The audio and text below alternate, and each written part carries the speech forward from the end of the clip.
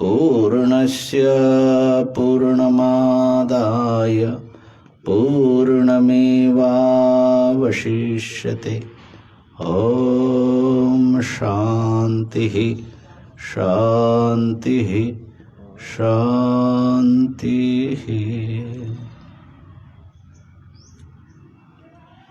विवेक चूड़ामणि 150 श्लोक हो चुका है ना। अब कितना नंबर का श्लोक होगा? 152 151 तक हो चुका है।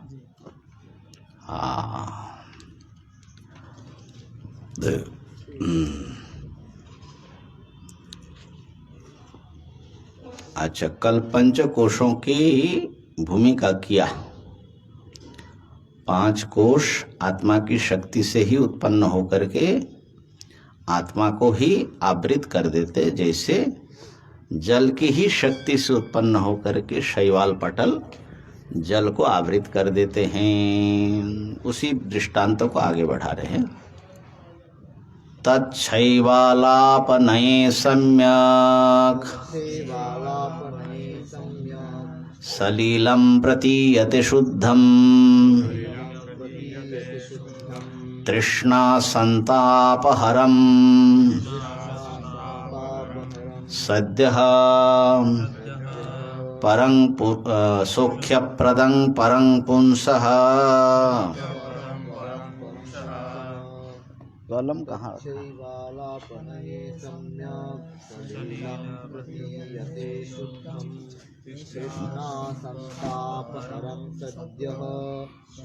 ना कलम कलम लेखन ही कहाँ रखा भाई? संतान हरम कर दिया यहाँ पर ना, संताप हरम। हाँ, क्या बोल रहे हैं? अच्छा, तो 100 इसका आगे वाला भी? अच्छा अच्छा, चलो ठीक है, आधा आधा पढ़ते हैं, कोई बात नहीं। तो 152 में 4 पंक्ति हैं। हाँ? अच्छा, दोनों श्लोक को एक साथ में, कोई बात नहीं, चलो ठीक है। अब कह रहे हैं कि देखिए, तत्शैवालापनये, वो जो शैवाल है जिसने पोखरे को ढक दिया, उसका अगर हटा देते हैं हम, अपनय कर देते हैं, सलीलम शुद्धम सलीलम सम्यक प्रतीयते, जो शुद्ध सलील है, स्वच्छ जो जल है, उसके नीचे जल स्वच्छ है, वो अच्छी तरह स्पष्ट दिखाई पड़ जाता है कि देखो पानी कैसा है। और वो क्या करता है? तृष्णा संताप हरं सद्यः, वो जो है सद्यः, वो जो शुद्ध सलील है, वो उसके व्यक्ति को तृष्णा से जो संतप्त हो रहे थे, उसको पिपासा को उसको हरण कर देते, पिपासा के ताप को हरण कर लेते हैं। और इससे क्या होता है? सौख्य परम सौख्य प्रदमा, बड़ा जो है उसको शांति मिलती है, सुख मिलता है। पुंसः, पुंसः माने व्यक्ति का, सद्य तृष्णा संताप हरम परम सौख्य प्रदम सलीलम सम्यक प्रतीयते। शैवाल से ढका हुआ है, उनको दिखाई नहीं पड़ रहा पानी, प्यासे से बहुत तकलीफ पा रहे हैं, छटपटा रहे, भटक रहा है। लेकिन जैसे ही शैवाल हटाया तो जल जो है सम्यक प्रतीत हो गया, जो जल उस व्यक्ति के लिए सम्यक सद्य तृष्णा संताप हरण करने वाला और अत्यंत सुख देने वाला है, उस जल की प्रतीति हो जाती है। जैसे वो ये दृष्टांत है, शैवाल ने ढका और ढकने से जो है वो उसी से आकर के उसी को ढक दिया, जल दिखाई नहीं पड़ रहा है, व्यक्ति तृष्णा से छटपटा रहा है, कष्ट पा रहा है, और शैवाल हट गया, जल दिखाई पड़ गया। कैसा जल है वो जो उसके तृष्णा को मिटाने वाला और अत्यंत सुख देने वाला। ऐसे ही ये आत्मा के ऊपर शैवाल पड़ा हुआ है ना। ये जो देह से लेकर पंचकोश है ना, ये सब के सब जो है शैवाल है, शैवाल है। अब इसको कैसे हटाए, यही समस्या हो रही है।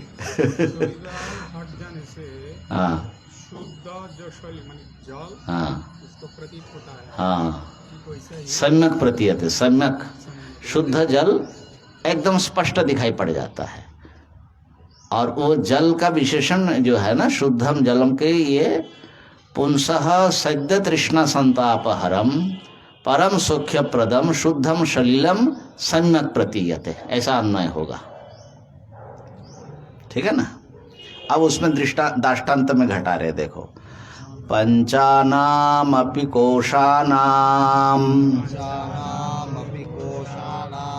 अपवादे विभात्ययं शुद्धः नित्यानन्दैकरसः प्रत्यग्रूपः परं स्वयं ज्योतिः पंचानामपि कोशानामपवादे विभात्ययं शुद्धः नित्यानन्दैकरसः प्रत्यगरूपः परं स्वयं ज्योतिः। हाँ, पंचानाम कोशानाम, पंचानाम अपि कोशानाम, पांचों कोशों को ही, कोशों का ही अपवादे, अपवाद माने ये आत्मा नहीं, ये आत्मा नहीं, इस प्रकार से उसका, उसमें आत्मबुद्धि हटा लेने से अयम जो शुद्ध आत्मा विभाति, ये जो अत्यंत शुद्ध आत्मा है ये प्रकाशित होता है। उसी का विशेषण है, कैसा है वो, नित्यानंदैकरसः, नित्य आनंदई का स्वभाव है ये प्रत्यगात्मा। नित्य आनंदैकरसः और प्रत्यग रूप अंतरात्मा स्वरूप है, स्वयं ज्योति ही, और जो कि स्वयं प्रकाश है, परम शुद्धम, परम प्रत्यग रूप परम, और वो पर है ना, पर नहीं, परंग शायद ज्योति का ही विशेषण है, स्वयं ज्योति ही परम, श्रेष्ठ स्वप्रकाश स्वभाव। हाँ ठीक, वही परम में माने जो स्वयं ज्योति है और परम ज्योति है, दोनों, स्वयं प्रकाश भी है और वही जो है परम ज्योति है। ज्योतिषामपि तज्ज्योति ही तमसः पारमुच्यते, ज्योतियों की ज्योति है वो जो है शुद्ध अयम आत्मा विभाति, आत्मा शुद्ध, जिसके न कोई स्वभाव में दोष है, न आया हुआ कोई दोष उस पर चढ़ा, हमेशा जो नित्य शुद्ध स्वभाव है वो आत्मा का प्रकाश हो जाता है। तो पंचकोशों का अपवाद करने से ये जो सच्चिदानंद स्वरूप आत्मा का शुद्ध रूप है उसका प्रकाश हो जाता है। कैसे हटाए महाराज पंचकोश का अपवाद, कैसे करे, शैवाल जो पड़ा हुआ है कैसे हटे। आत्मानात्म विवेकः कर्तव्यो बंध मुक्तये विदुषा तेनैवानन्दी भवति स्वं विज्ञाय सच्चिदानन्दम्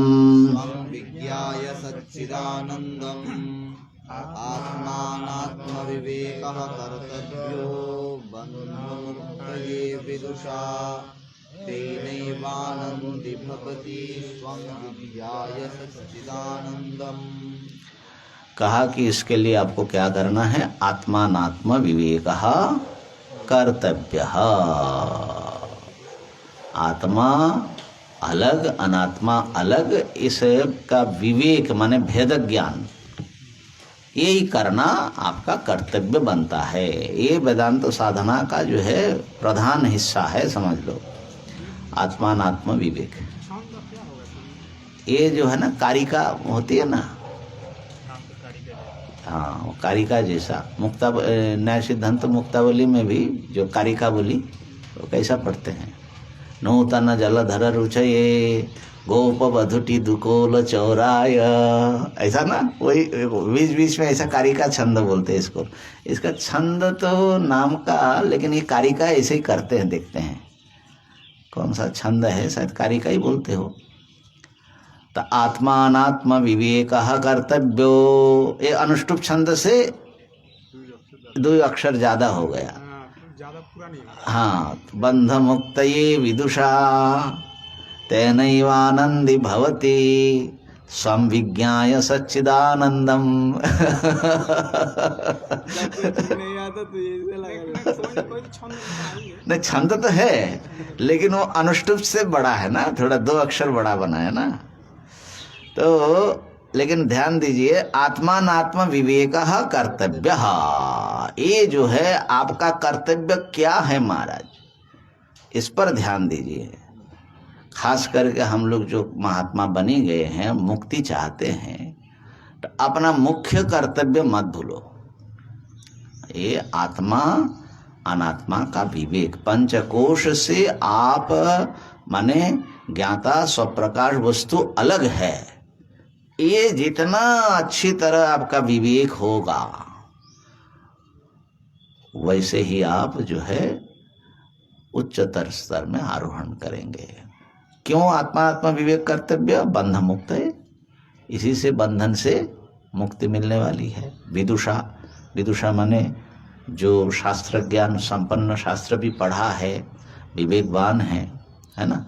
विवेक माने एक तो होती है व्यक्ति की प्रतिभा, बुद्धिमान होना, लेकिन बुद्धिमान होना पर्याप्त नहीं है, उसको विद्वान माने वेदांत शास्त्र का अध्ययन भी होना चाहिए, नहीं तो ये विवेचन नहीं कर पाएगा, है ना। तो और वो भी जो हैं गुरु के अधीन रह करके अध्ययन करना आवश्यक है, नहीं तो अपनी प्रतिभा से खाली पढ़ने से इधर उधर कुछ ना कुछ संप्रदाय से जो चली आ रही है, जो एक निचोड़ है सिद्धांत का, हम लोगों के वेदांत संप्रदाय शंकराचार्य के संप्रदाय से जो चली आ रही है, उसमें उसके अनुसार पढ़ना जरूरी है। नहीं तो बहुत सारे प्रतिभा वाले विदेश के भी, अपने देश के भी वेदांत पढ़ लेते हैं, लेकिन बहुत उत्पटंग बातें भी करते हैं, है ना। तो संप्रदाय से पढ़ना चाहिए, गुरु परंपरा से पढ़ना चाहिए।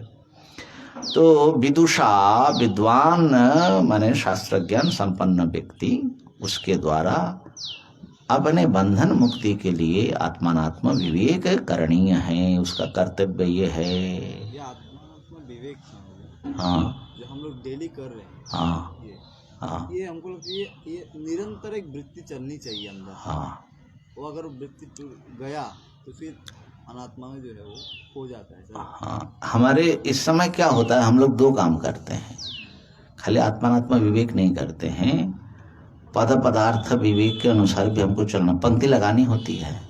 लेकिन ये सब करने के बाद जो आपका विषय माने शास्त्रज्ञ हो, आप हो गए, बहुत लोग शास्त्रज्ञ हो जाते हैं, लेकिन उसका मनन करके जो आत्मा अनात्मा को अलग करना है वो काम नहीं करते। माने जिसको श्रवण हुआ, श्रवण के लिए एक विचार होता है, तात्पर्य निर्धारण के लिए, उपक्रम उपसंहार, लेकिन उसके अनंतर उसको आत्मसात करने के लिए जो एक विवेक आवश्यक है, उसका नाम विचार आवश्यक है, उसका नाम है मनन।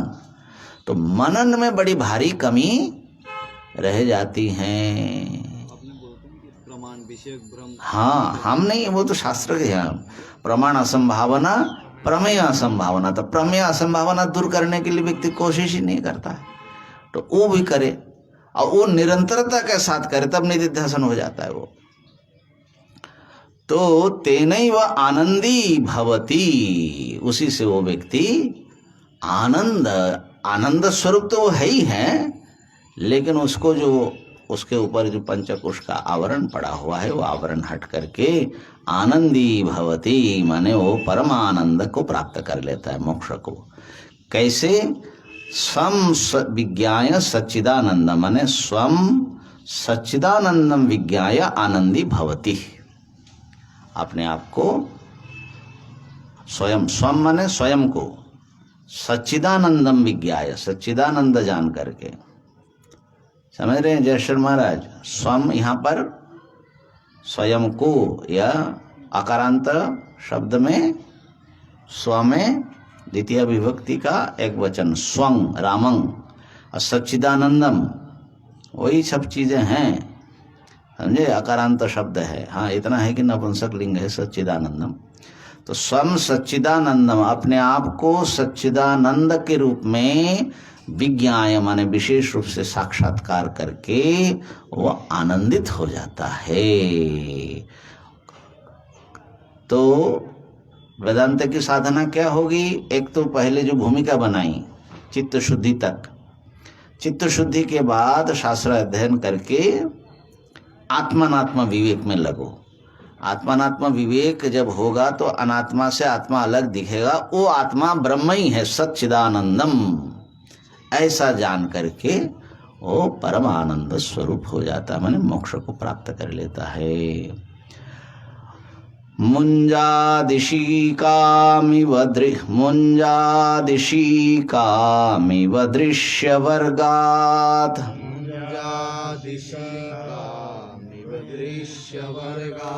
प्रत्यञ्चमात्मानमसङ्गमक्रियम्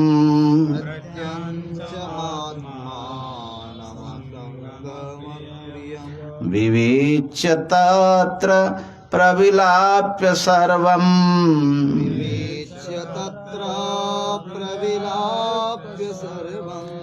तदात्मना तिष्ठति यः समुक्तः।